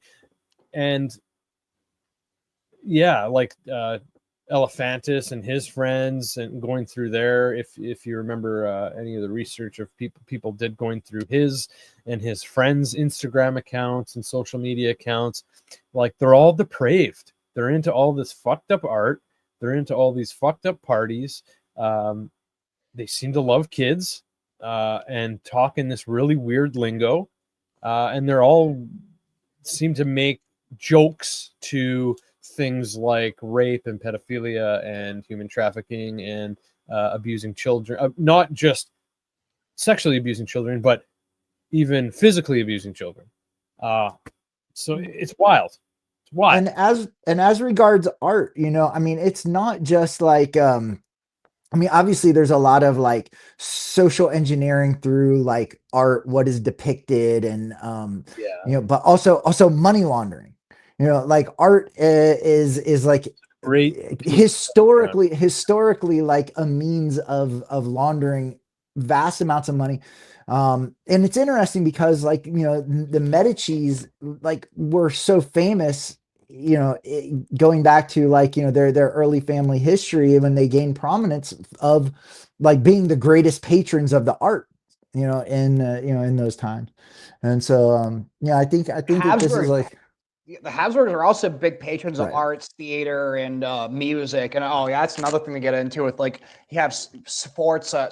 They were the monarchs of Milan. They're still really high up there. Like you had Sforza, Sforza, Carlo Sforza's son. He actually was working at and the NBC building the same time Arturo Tussolini. I'm not sure I'm pronouncing the same. Arturo Orsoloni or something like that. He was like one of the most famous conductors for opera in the 20th century. But the Saturday Night Live stage is pretty much built the way it is to accommodate this guy. And they both came to New York City at the same time and protested Mussolini because like they're like the Sforzos were heading the Mazzini Society. So it's interesting. Okay, it's a little off topic, but before these guys came over, were big in like the musics and the arts over in North America. His father actually was Italy's head ambassador, but he was stationed over in London. So get this, he went from London he was head of the Mazzini Society. Remember Mazzini created Young Europe. And the Young Turks are an offshoot of that. So the Turkish government was starting to get in the way of British opium routes and was clamping down on opium. So guess what? Sforza goes from London to Turkey. Then you have the Young Turk revolt and the Armenian genocide. Then he goes back to London, then goes over to China, and you have the CCP takeover. Well, he's there too, and then he goes back to London again. And that's one of these old aristocratic families too. But yeah, like they're big in the arts. They're big in the arts and music too. So, and I think they're getting in. Back what you were saying about Scientology and frequency, they're definitely getting in the frequencies too. Which I think is like even easier to transmit now with like the electronic music and the, you know, like the rap music and these binaural beats and things like that, you know? Yeah, absolutely. Yeah. I think, and it's so tied in at this point now with like the Burning Man culture, which is, you know, so tied in with Silicon Valley. I mean, all of, you know, it's all so integrated in this, you know, programming, you know, like cycle. You know, the technology, the music, the you know, visual arts, all of it is, you know, kind of, you know, all unified. There's a singularity there. So well, yeah. So didn't you say you wanted this to go on for an hour, 30 minutes? Do you have a little bit of time left, or do you want to wrap it up? Well, no, we can go for a bit longer. Maybe before we wrap it up, if you want to maybe get into memetics for a little bit, we can run for a bit longer. Well, yeah, that's why I was asking. I didn't want to drag it out or keep you. No, man, no worries. Let's get into that before we wrap it up. Sounds good. Well, like I see like because this is what when he's talking about like this convergence. Because remember, it's like art has in a way always been used for. It's not just about laundering money. It's about manipulating perception to a certain extent, but also poetry would be used for that. Also, music would be used for that. But like when you see this AI generated slop put into a meme where you have like these 20, 30 second, 1 minute long videos with a really reductionistic message and really annoying music, you know, you're looking at a culmination of really old social engineering methodologies just being smashed together into something new. And that's what I'd say. That's what I'd say memetics are. And it's really successful, especially with millennials and Generation Z. Like when you look at the fan base of people who follow someone like Nick Fuentes, it's like their entire worldview is based on meme categories, and you see people reporting historic information based off like these meme summaries. It's like you have a lot of memes talking about the like Albert Pike and Mazzini letter, and I see so many people and conversations bring that up like it's a fact. But once you look at the actual Pike to Mazzini letter and remove it from those memes, it's like it's chock full of anachronisms and couldn't have possibly be written by Albert Pike to Giuseppe Mazzini. Yeah, and like just for context, those you don't know about, it's this letter where it says we're going to orchestrate 3 world wars, and these are going to be successive world wars. And one of them describes World War I, one of them describes World War II. But like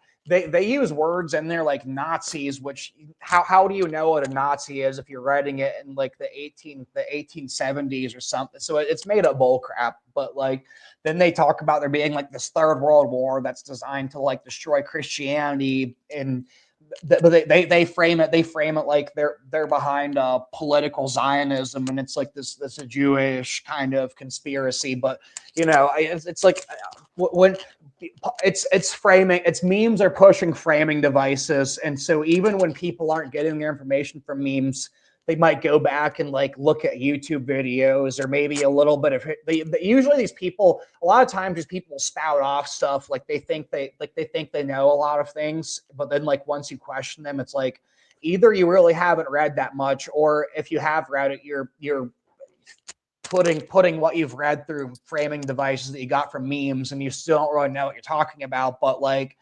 yeah, that's where I'd say these memes are getting people. It's like they're getting people at the level of categories by which they filter information through.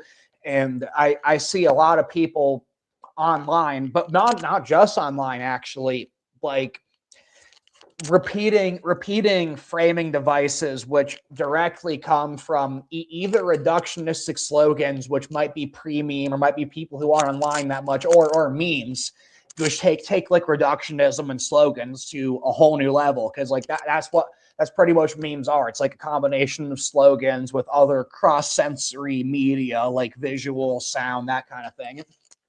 And we, the thing about the, memes too, is like, we don't actually know the origins. I mean, it could be like this account or that account, but who really made them? Like, they go viral, they're, pushed by these algorithms, and like they could be like coming from these labs, like meme generating, like social engineering labs at Tavistock or, whatever, like, the CIA. I mean, it stands to reason that these are like the, easiest, most distributable, form of any kind of, propaganda distilled into these, very easily digestible nuggets.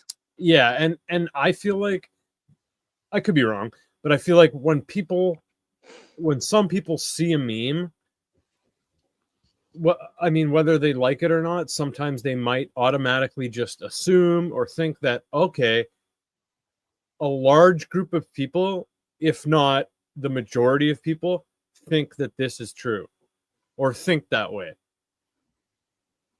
Or yes, manufacturing consensus. Yes. But then, like, yeah, what they're doing is they are analyzing demographics and the categories demographics have, then adding a layer of confirmation bias to these already existing sentiments for further social engineering purposes. And a lot of times, what this does is they have, you see this with like one side. For Trump 2016 to 2020, for instance, like one side, it starts with 4chan communities, and then what sticks and becomes big on 4chan gets circulated to Facebook, Reddit, and these places. That's for the more conservative demographics. And for the left-leaning technocratic types, it comes from mainstream media. But like you're seeing different meta narratives being distributed to different demographics, and then it keeps changing meta narrative. Like the meta narratives keep evolving into a new direction, keep getting like psyops stacked on top of psyops, until you essentially have different cultures and different civilizational trajectories within like the same geographical regions. It's not sustainable. It's not sustainable for civilization whatsoever, and it's the kind of thing which is meant to accelerate the destruction of society and then justify, like, oh my gosh, look, like you guys can't be civilized. We're gonna have, and oh my gosh, look, we have all these other emergencies going on now too, and you can't organize properly around it and be autonomous. So you need everything tracked. You need big daddy government to protect you and keep you safe, and you need 15-minute cities, and you need digital currency.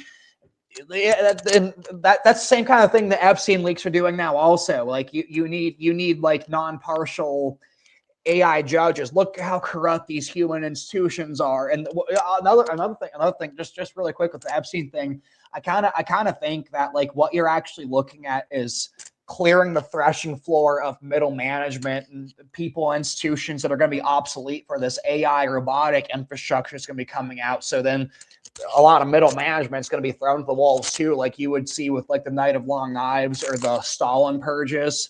I think like the Epstein reveal is kind of like a precursor to a modern equivalent of that as well. But yeah, it's a little off topic. But what is on topic is like, and of course in these, new file dumps, like seeing, the amount of involvement that Epstein had in 4chan, in that, era, in that milieu of like the QAnon, the Pepe memes, like, like it's just unbelievable, like this integration of orchestration, in that network. And of course, Steve Bannon, being one of the promulgators of it and being like on the inside, in the Trump, campaign and administration in the first term. I mean, it's like, it's so interlocked. Well, yeah, and like you even have the people who can be proven to be writing the QAnon posts on like like 8chan, or it's not, yeah. But like those guys are saying actually Steve Bannon was like ordering it's not, then you have fact checkers saying no, that's not true.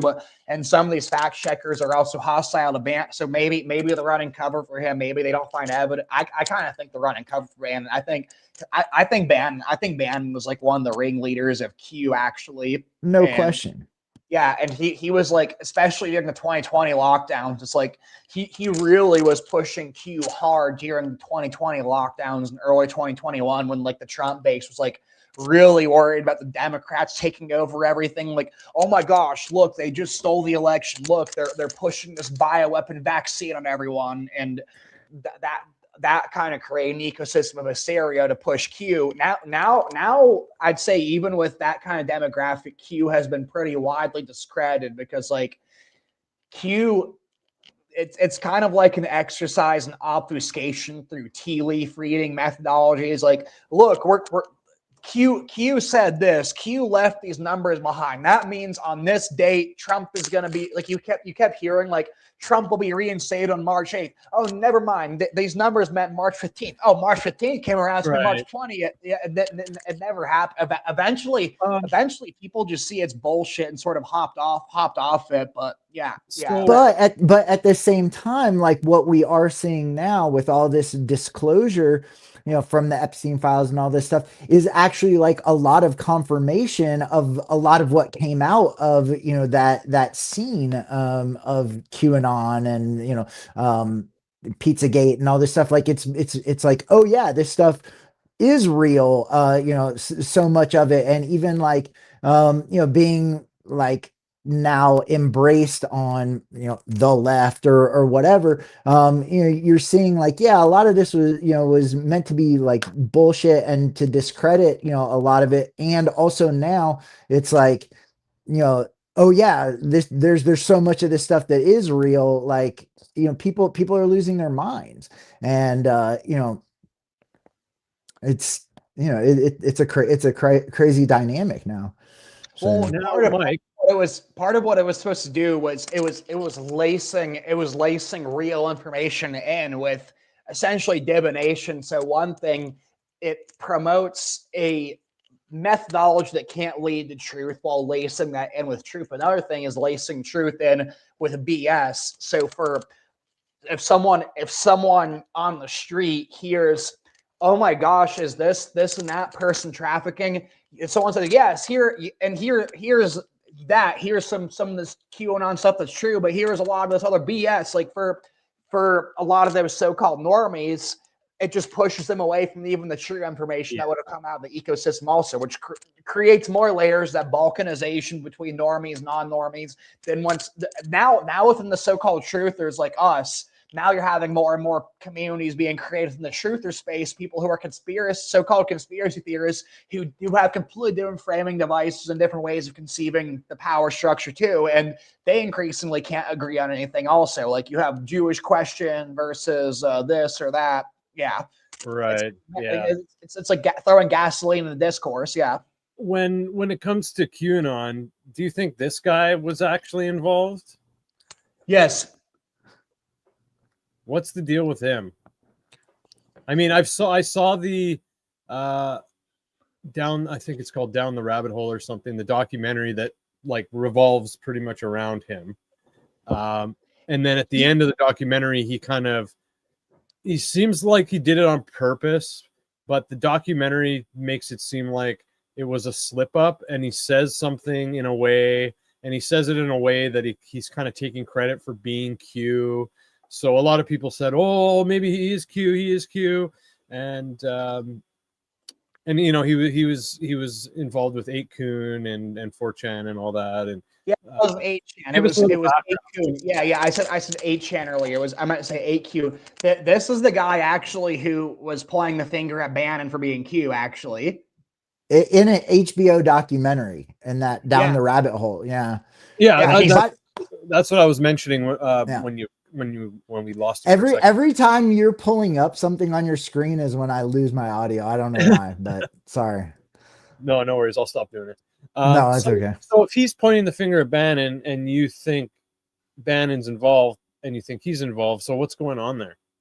Are they throwing smoke bombs at themselves and by pointing at themselves, or what are they doing there? What's your thoughts? Well, yeah. So, I think what you might be getting is, I think Ron might have been getting. I think he probably wanted attention in the spotlight a little bit, but I think that he was getting probably a little bit more criticism he was bargaining for. So I think he wanted to by introducing a name in there, it's like, oh well, hey, like maybe some of this bullshit actually came from Bannon, because he wasn't really like all that direct with it. So I think it's kind of like adding plausible deniability to save his reputation a little bit. But ultimately, like, I think rather Bannon was involved or not, which I definitely think he was, I think they're getting something from a script that's being given to them by other people to throw smoke bombs onto the general public. And then once a spotlight they don't want is on them, is when they start deflecting and pointing the finger at other people in that circle. That's I can't confirm that, because I'm kind of like reading interpersonal dynamics. I can't confirm into the situation, but given what I know about human nature, that's what I think's going on. I mean, Ron Watkins and his dad are interesting characters. I mean, Ron. If you guys seen the HBO documentary, you can definitely tell this guy wants attention. He is trying so goddamn hard to act like he's some awkward, quiet guy who doesn't want any attention at all. Meanwhile, he's like, you know what I mean? And just the way he says stuff, he'll like say something, yeah, oh yeah, Q did this, or Q, oh, the board is down because we got so much shit going on. And like he just says it like it's no big deal, because he knows it is a big deal and it's gonna garner a lot of attention. And yeah, I think I'm just this quiet. I'm don't mind me. I'm just this quiet autistic type. Exactly. And then at the end, he tried. I think he ran for. I don't know if he ran for Congress or what. Then he just like outed.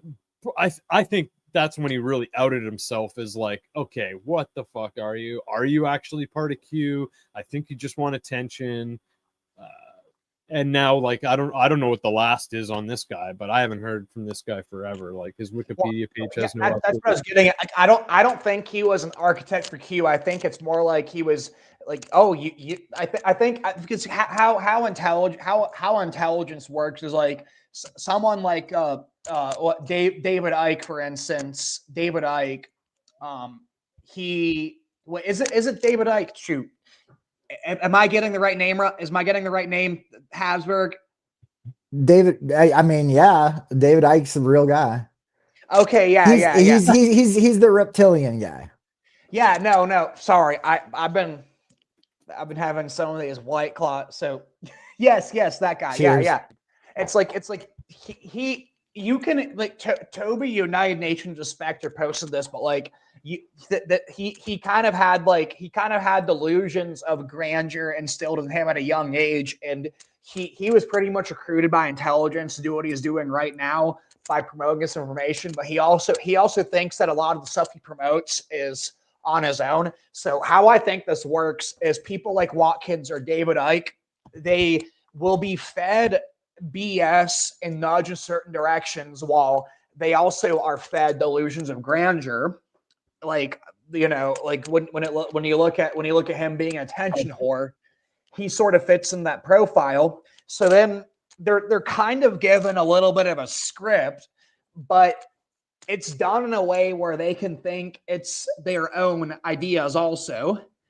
And so what I think they do is I think these intelligence handlers end up using front men with people who are really insecure and easy to manipulate. So then when operations get too much heat and too much attention, they can throw these guys who are willing to be front men because they're attention whores and they have all these insecurities as essentially shock absorbers. That's how I think it works.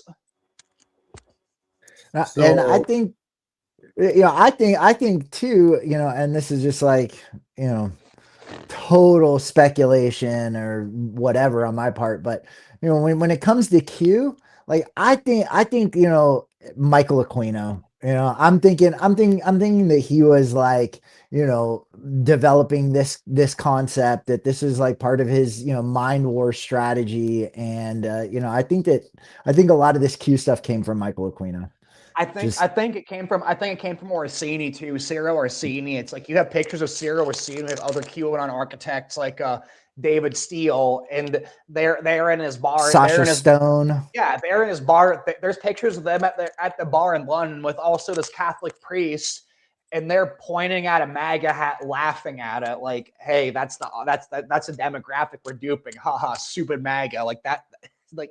Yeah, it's like so. Ciro Orsini seems like another one of these architects for Q who's kind of like not level of Watkins, where Watkins is sort of like the shock absorber, and I think like Aquino and what Ciro Orsini are like the layer behind that.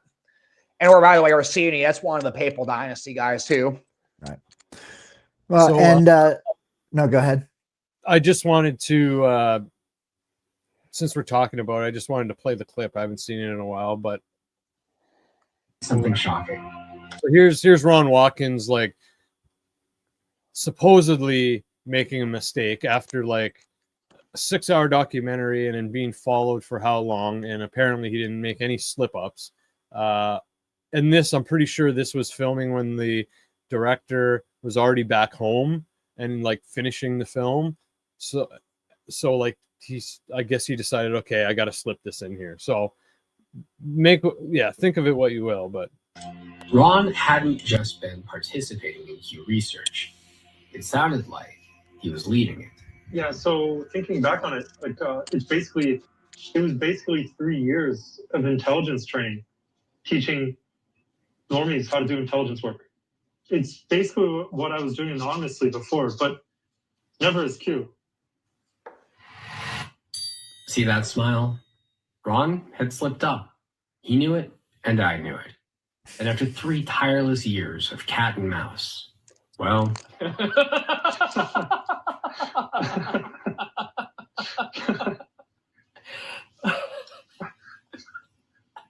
Never as Q, I promise. Never as Q. Because I am not cute. It never was. Oh, man. So that confirms this kind of speculation where they said, yeah, like they're trying to get normies and scope them out for intelligence work. My take on that is they're setting a wide net to profile people for operations like that. And he goes on and says, yeah, I'm not Q. So yeah, that means what I take that is he was going off a script from intelligence handlers to be a front man and shock absorber. Like it's that I think that confirms exactly what I was saying, honestly. Okay. So he was maybe a puppet part of Q? Yes. Okay. And I think they profile people for operations like that. Yeah. And that's what he was referring to, where he was talking about like they want to recruit normies for intelligence. Yeah.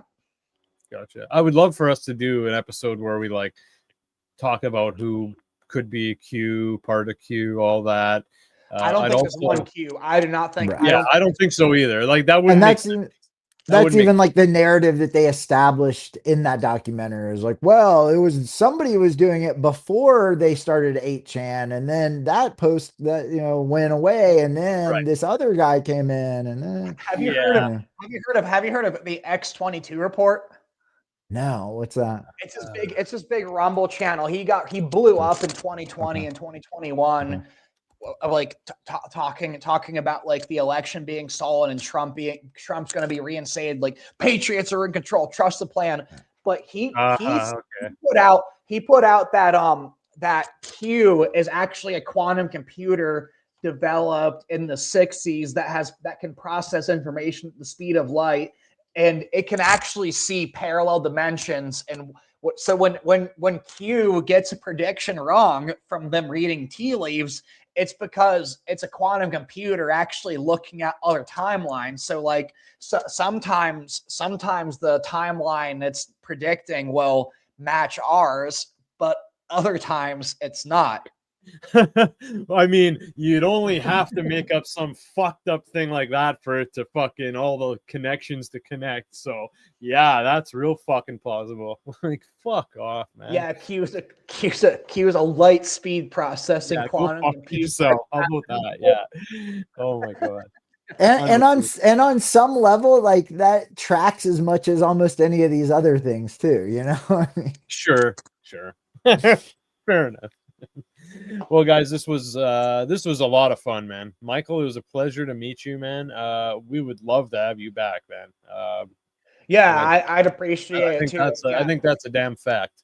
Talking about truths and lies and facts and fiction, that is a fact, my friend. Man, I didn't get into as much with the late antiquity going the Middle Age as I want, but like it's kind of hard to off-cut monologue that, because there's so much to cover that it's like you start going in one direction, like, oh, maybe it's like, wait a second, I left out all these other institutions and families and stuff. So it's like it's really hard to do that by myself. But yeah, man. That's okay. You did a great job. You definitely dropped a lot of fucking knowledge in my head. I'm sure a lot of the viewers and listeners learned a lot. I hope Hadsberg enjoyed himself. So we would definitely love to have you back, man. Before we get going, though, Michael, Mr. King, can you let everyone know where they can find you? Anything else you want to promote or push to the people? Take your time. Now is your chance, my friend. Yeah, so I have a YouTube. I can just DM you guys the links. It's in my bio too. I'm doing a Patreon where I'm posting. My mom's editing it right now. When she's done editing, I'm gonna post my Patreon. But then also my sister-in-law's she does audio recording. She's gonna make into an audio book, so it's like the written version is gonna be behind a small paywall, but it's eventually gonna go out for free on my YouTube channel also. So I'm gonna be doing that. So I'm pretty much just on YouTube, X, and recently Patreon, but it's like I don't have anything on my Patreon yet. It's not gonna be until my mom's done editing it when I'm gonna be doing that.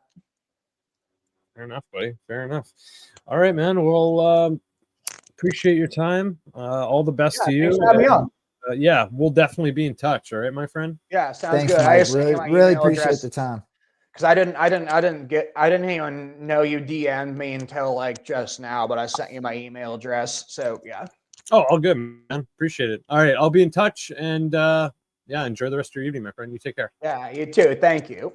All right, see you, Mike. See ya. All right, Hadsberg, thank you so much for your time as well. You want to let everyone know where they can find you on social media? Oh, I just had the old Twitter. You put out some good shit, man. You put out some good shit, so don't be so humble. It's the Twitter profile. It's Habsburg Jolly West. The handle it's at accountable to me, and just. Man, enjoy doing this with you, Jordan, and that was fun to have Mike on, and great, definitely covered some ground. So appreciate that. Like you went a little late. I know it's getting late out there for you. So yeah, man, no worries. This was it was great. So thanks for setting it up. So yeah, everyone, make sure to go check out Hadsberg. He dropped a few great posts over the last couple of days, and he always has great stuff on there. So check him out. Especially and we're doing a show on Saturday that should be a banger, me and you. So yeah, that'll be a good one. We don't want to. Do you want to give any details away, or do you want to keep it a surprise? What do you want to share about it?